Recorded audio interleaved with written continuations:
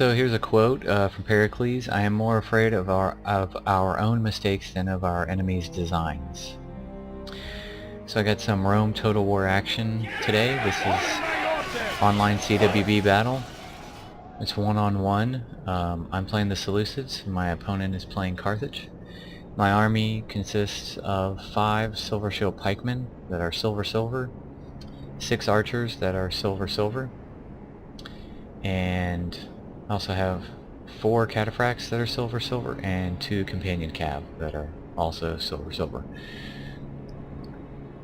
So the normal way I like to deploy, I have my infantry up front, missiles behind in loose formation, my cavalry at the rear. I'm going to form 2 lines of cav this time.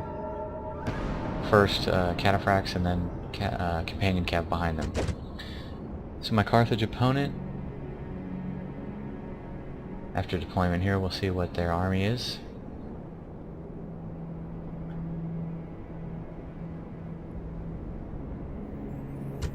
Okay, so they have 5 Sacred Band Spearmen that are gold, 6 Slingers that have 3 upgrades, either gold attack or maybe silver bronze, 2 Skirmishers that are, they have 2 upgrades, silver attack or bronze, and 5 Sacred Band Cav that are gold. So we're moving forward towards each other. I've got my pikes out of phalanx mode as we approach. Just looking at these armies, I think I have the skirmishing advantage. I prefer archers; they have better range and everything than slingers. Slingers do have a good, you can put them to good use if you get on the flanks. My opponent has infantry advantage with better troops and they're more upgraded, and I would say I have cavalry advantage, that I have more, and I would say my cataphracts and companions are probably better than Sacred Bands, although he has better upgrades. But I would take these 6 upgraded as they are over his 5 upgraded as they are. Okay, so we're approaching each other here. Skirmishing has begun. A little bit of a mistake here by my opponent. He was moving his slingers too far forward, and then they ran back. And when they're doing that, they're not firing, so I'm shooting arrows into his slingers while his slingers are just running around for a moment. So that gives me even more of an advantage there in the skirmishing. So I've brought my my phalanx, each of my phalanxes back into phalanx mode, and I'm going to engage. Now this battle took place early on in my time playing Rome Total War Online, and I'm going to critique it because I made a number of mistakes in this battle. I'm making a good move here by going onto the flank of my opponent. As I said, he has the infantry advantage, so I'm gonna have to supplement these attacks against these 3 units of his in some way. I won't win those one-on-one. So doing this was definitely good. You can see my opponent is gonna respond by bringing down his phalanx to get on the flank of mine. So let's talk about my first mistake here. This is a ill-advised charge. First of all, I go through my men, so that negates really much of the charge bonus. Coming on the flank of a phalanx unit like that is not very good, and in fact some of my horses went through the front, so I hit his spears and took losses that were rather unnecessary. Another mistake, at this point I've killed off a lot of his slingers, and I should be targeting his cavalry, which I don't appear to be doing. He's got cavalry that should be within range of my archers here. Next, he is attacking this unit of mine, and I haven't faced them, so they're just getting hit in the rear and in the side, and I'm just losing men quickly here unnecessarily, so that's a mistake. Next, I bring this unit around and do it wasn't a very good charge. I needed to get a little bit more to the rear here and give adequate room for the horses to run and get a good charge into them.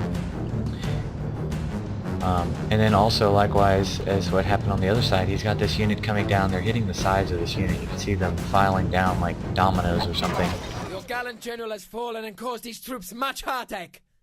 Much better to have lived. Yeah, and that even that mistake on my part caused my general to die there because they were getting hit on the flank and unnecessarily.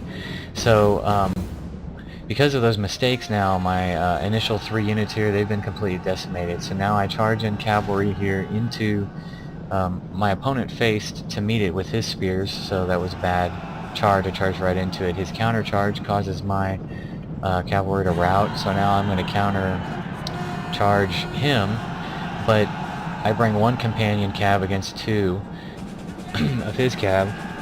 I'm bringing the rest of my cab, and instead of charging, I needed to bring at least 1 or 2 of those around this way, kind of into the side and into the rear, and kind of encircle his cavalry there, instead of just charging into the same area. He does a nice charge there onto my exposed flanks and my phalanx, and then brings them around into the rear of my cab. So, as I said, there were many mistakes I made that I've pointed out here. What I was talking about with the cavalry charges is whenever you have many units of cavalry that you're going to be attacking with, maybe your first 1 or 2 you want to charge in straight on, as I did, but then the remaining ones that are coming behind, you want to bring them around the sides and get from the side and from the rear, charging in that way. That way your charge bonus goes directly against their units. If you're charging into the rear of your own men, you're not getting the full bang for your buck with the charge bonus. So at this point, you know, my army is pretty much collapsed. My opponent has all these cav left that he can just chase me down with. I really don't have any kind of answer to it. As well, he has a good number of his Sacred Band spearmen left on the field to outmaneuver my remaining spearmen. His are better than mine one-on-one, so I'm at a huge disadvantage at this point, and there's not much I can do. You can look at the battlefield and all my cataphracts and everything laying wasted on the ground. So my opponent, he played it very well. Defeat and shame are the only rewards from this battle, but we shall triumph if the gods will it. As I was saying, he had a good strategy.